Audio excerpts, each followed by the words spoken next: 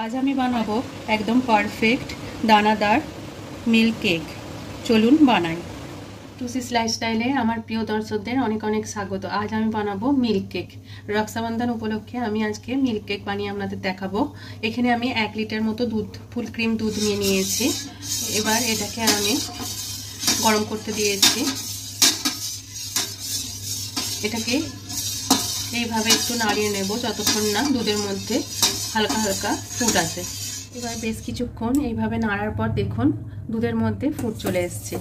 এবার এইভাবে সমানে ধৈর্য ধরে নিচের অংশটা এইভাবে চেপে চেপে হাতাটাকে ঘুরে ঘুরে এই দুধটাকে ঘন করে নিতে হবে। খেয়াল রাখতে হবে দুধটা যাতে উতলে না যায়, তার খেয়াল রাখতে হবে। আর সমানে এইভাবে হাতাটাকে চালিয়ে যেতে হবে। এইভাবে বেশ কিছুক্ষণ আমি নাড়তে নাড়তে দুধটাকে একটু ঘন করে নেব। দুধটা এইভাবে তলা ধরে বেশ কিছুক্ষণ নাড়ার পর অনেকটাই দেখুন ঘন হয়ে এসছে। এই সময় আমি মিল্ক কেকের যে দানা ভাব আসে তার জন্য একটা পাত্রে আমি 2 চামচ জল, প্লেন জল নিয়ে নিয়েছি। আর কিছুটা পরিমাণ নিয়ে নেব পাতিলেবুর রস। এটাও আমি সম পরিমাণ 2 চামচই মেশাবো। এবার এই জল মেশানো লেবুর রসটা আমি ধীরে ধীরে দুধের মধ্যে মিশিয়ে নেব। সমানে এইভাবে নাড়তে থাকবো।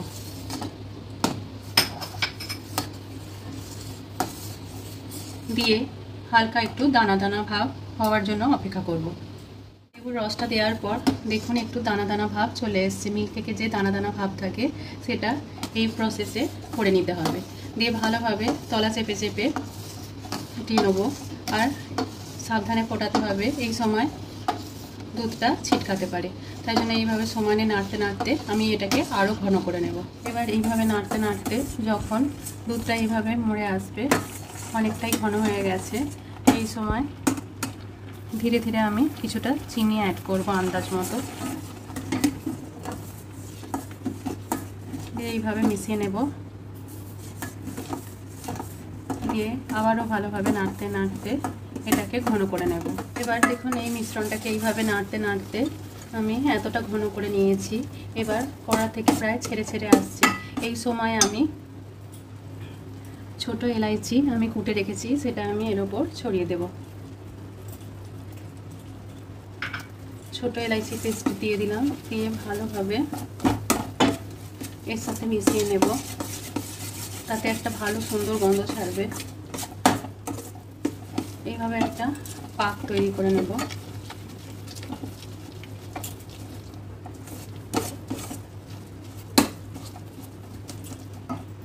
সবশেষে আমি অল্প গাওয়া ঘি দিয়ে দেব। দিয়ে ভালোভাবে মিশিয়ে নেব।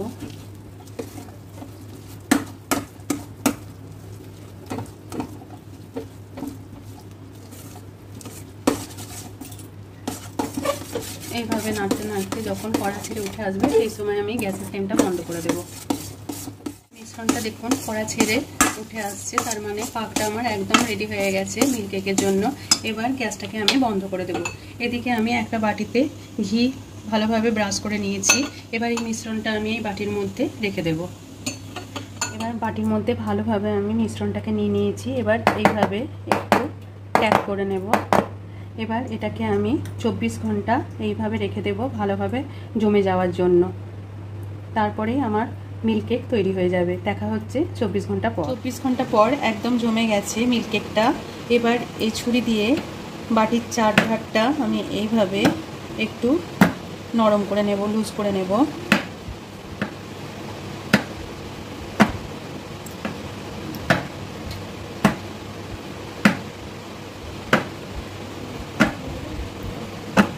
লুজ করে নেওয়ার পর আমি এখানে বাটিতে নিয়ে নিয়েছি একটু গরম জল। এখানে কিছুক্ষণের জন্য এটাকে বসিয়ে রেখে দেবো। এবার কিছুক্ষণ গরম জলের উপর বসানোর পর নিচটা অনেকটা আলগা হয়ে গেছে। এবার ধীরে ধীরে বাটিটাকে তুলে নেব। দেখুন মিল্ক কেক আমার তৈরি হয়ে গেছে। এবার এটাকে পিস পিস করে কেটে নেব।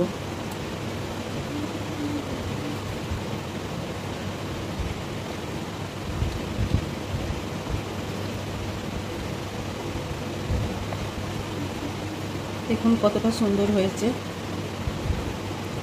মাঝখানটা ব্রাউন হয়েছে আর উপরে একটু লাইট কালার হয়েছে। একদম পারফেক্ট মিল্ক কেকের আকার নিয়ে নিয়েছে।